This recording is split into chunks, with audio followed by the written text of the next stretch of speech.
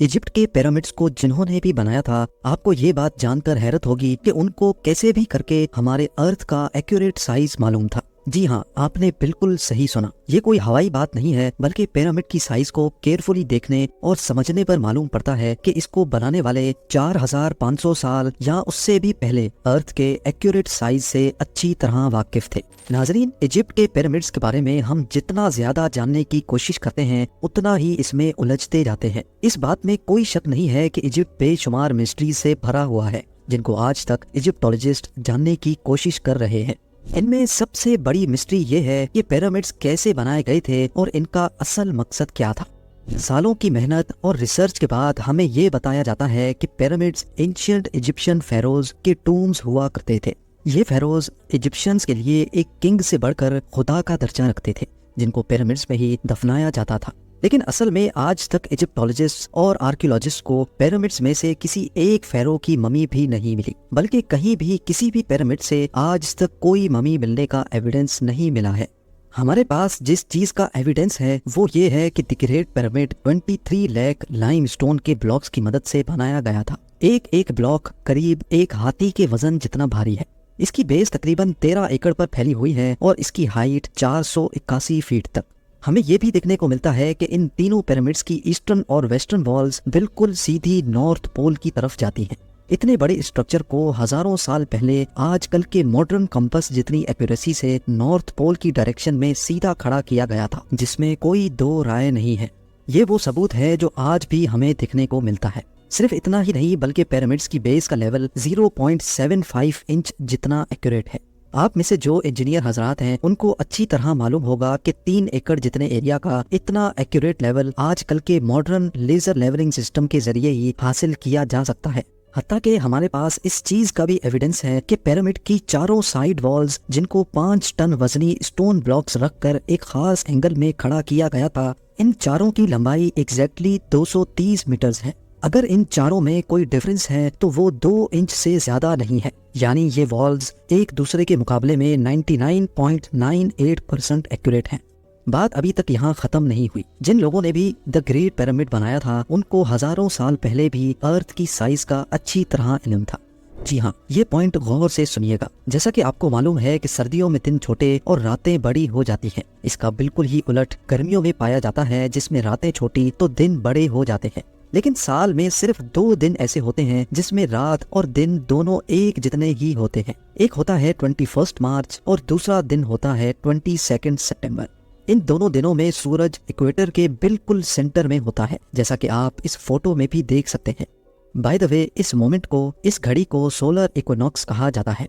इसका मतलब ये हुआ कि इन 2 डेट्स में 12 घंटे का दिन और 12 घंटे की रात होती है। 12 घंटों को अगर सेकंड्स में कन्वर्ट किया जाए तो ये 43,200 सेकंड्स बनते हैं।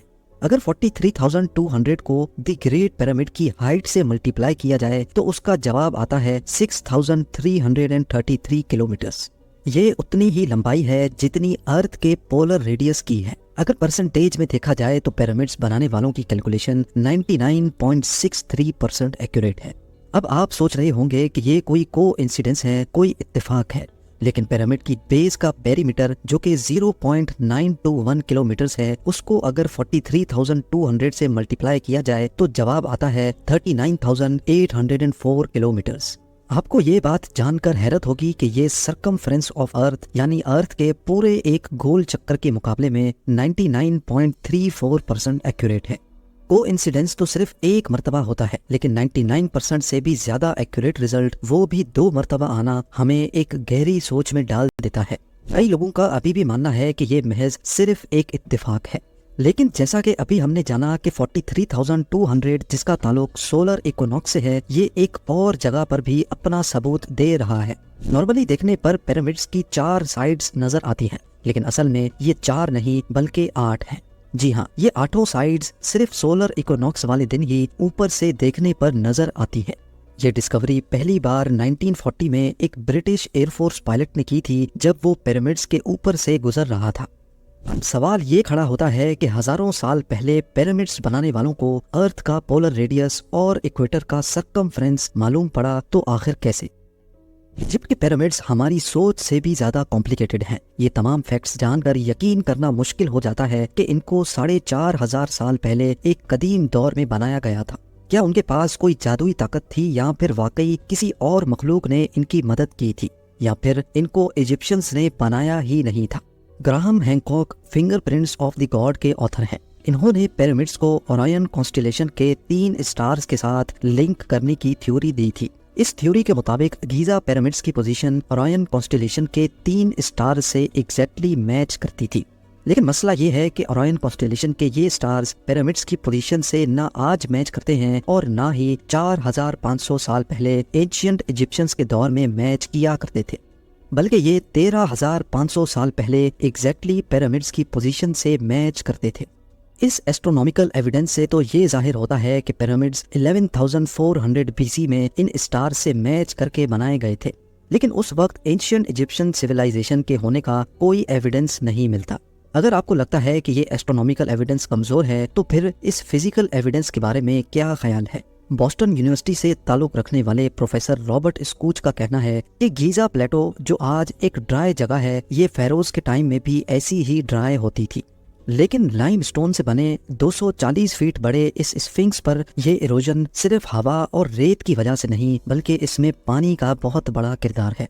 ये इरोजन सिर्फ तब मुमकिन हो सकती है जब पानी यहाँ से स्पीड में गुजरा हो। इस किस्म की इरोजन हमें कई और पहाड़ों पर भी देखने को मिलती हैं जो किसी दौर में तेज पानी की लपेट में हुआ करते थे। अगर स्फिंक्स भी एंशिएंट इजिप्शियंस ने ही बनाया था तो उसके बाद तो ये जगह आज तक खुश्क ही रही है। क्या कहीं इस दौर से पहले तो यहाँ पानी नहीं था? साइंस के पास इस बात का एविडेंस मौजूद है कि 9,700 BC में हमारी दुनिया से आखिरी आइस एज खत्म हुई थी।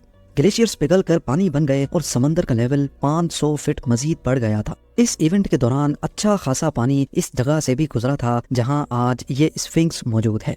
पिरामिड्स का अर्थ की साइज और इक्विनॉक्स के साथ कनेक्शन, इनका ट्रू नॉर्थ को फेस करना, लेजर लेवलिंग जितनी एक्यूरेसी से इसकी बेस का लेवल होना, यहाँ ममीज का ना मिलना और पिरामिड्स की वॉल का 99.98% एक्यूरेट होना, ये सब चीजें हमें इशारा देती हैं कि शायद इनको इजिप्शियंस ने नहीं बल्कि किसी ऐसी सिविलाइजेशन ने बनाया था जो पास्ट में काफी एडवांस्ड थी।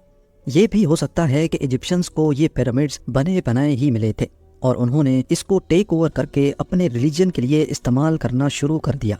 इजिप्ट में कई मकामात पर पाई जाने वाली हायरोग्लिफिक्स जिसमें एंशिएंट इजिप्शियंस ने अपनी हिस्ट्री और रिलीजन के बारे में काफी मालूमात फराहम कर रखी हैं। अफसोस इस बात का है कि इन हायरोग्लिफिक्स में भी कहीं पिरामिड की कंस्ट्रक्शन के बारे में हमें कोई इंफॉर्मेशन नहीं बताई गई।